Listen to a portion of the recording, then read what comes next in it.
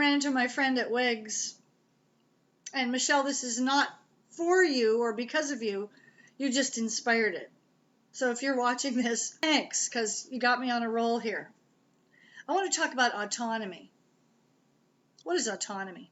Let me read it to you. In developmental psychology and moral, political, and bioethical philosophy, autonomy is the capacity to make an informed, uncoerced decision. Uncoerced. The ability of a person to govern themselves, make their own decisions, and act independently without outside control or interference. It implies freedom, self-determination, and the right to make choices about one's own actions and life. The opposite of autonomy would be mirroring,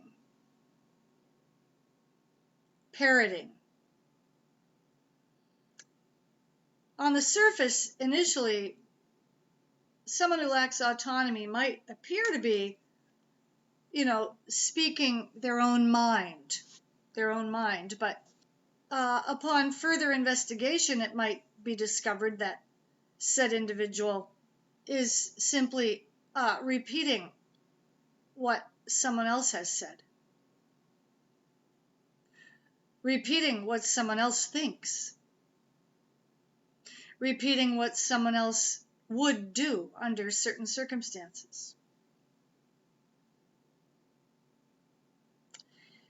And autonomy is achieved over time as a product of human growth. I don't mean just physical growth. Mental growth, emotional growth, psychological growth. The process of maturity. Autonomy is achieved through maturity. And why is it of any value? Oh, it's of considerable value. If we have an entire society filled with parrots, for example, we have the mob effect, social consensus, or hundreds of thousands of people taking a similar position on any issue just because they're parroting what someone else said, or someone else did, or someone else thought. Children tend to mirror their controlling parent, or the parent that they perceive in control over their living situations, for example. Children who rebel, quote unquote, that used to be the term for a kid who left home at a young age, rebelling, or the point at which a child moves out of the house and establishes their own domain. That's an attempt to achieve autonomy, or that's autonomy at work. Without autonomy, we are simply mirroring the point of view of someone who has power over us. Now, this could be a parent, an older sibling, a boss, a manager, a series of bosses. Without autonomy, we are pawns in someone else's system. And it might be kind of cushy for a while, but as we mature, it's natural to resist control others might have over us and to seek autonomy. That is a natural process on the road toward maturity.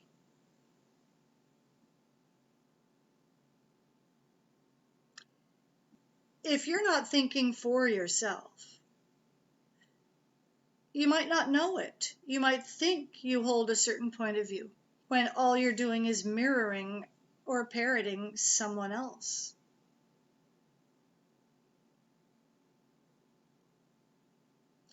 self-introspection. Well, introspection is self-thought. Thought about self is the process through which we achieve autonomy. Self-examination, reflecting upon one's own actual point of view and or developing said point of view to the stage at which we can articulate our position on any topic. In the area of human emotion, autonomy is critical. How can we have genuine human emotion in human relationship without autonomy? I was married for a short period of time. My husband was a nice guy. I don't think he had an enemy in the world. He was attractive, fit, smart, capable, very chatty. Most everyone enjoyed having him around.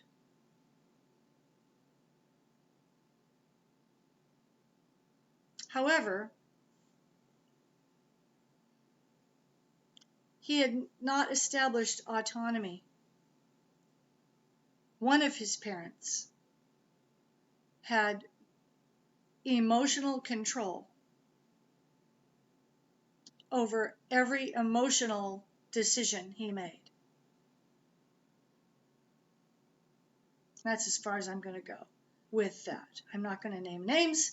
I'm not going to point out gender. I'm simply saying that I discovered in my marriage that I wasn't married to him. I was married to the parent who had control over his emotional life.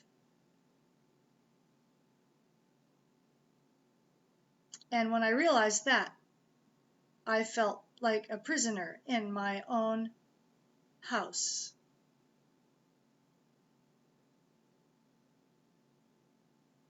It's my house. It's the one we lived in. Serious stuff, right? Autonomy gives us freedom. True emotional freedom. When we reach it, we can say, I love you.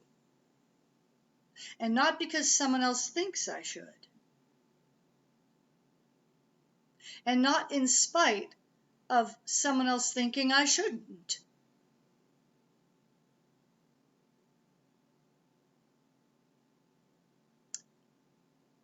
Thanks, Michelle, for inspiring my latest blurtation. It was good seeing you. And for the rest of us tonight, the Western New York Chamber Orchestra is producing the concert version of Sound of Music on Friday night at 7:30 in King Concert Hall, Fredonia State University.